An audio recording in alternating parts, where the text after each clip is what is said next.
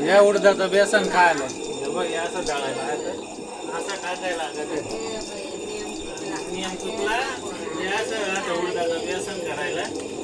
मस्तपैकी डाळ गायने तर सांगता नाही आता आमच्या पिढीला जुन्या पिढीला यायची पण ही घरगुती गिरणी हे बघ हे टाकायचं जमलं पाहिजे माल नाही येत व्यवस्थित अजून गायनं सांग रे एखादा तुझू गाणी नाही येत आता जात्यावरती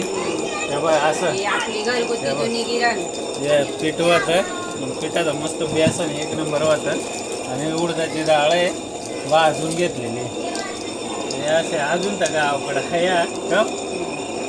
हे असं टाकाय जमत नाही टाकून दाखव हे बघ हे टाकाय नाही जमत कोणाला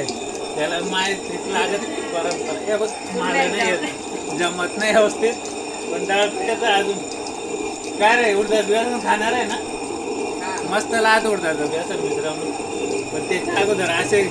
कष्टे लागतात आणि फुकटचा व्यायाम आहे आपण एकदम माझा हात पण बदलावता आला पाहिजे ना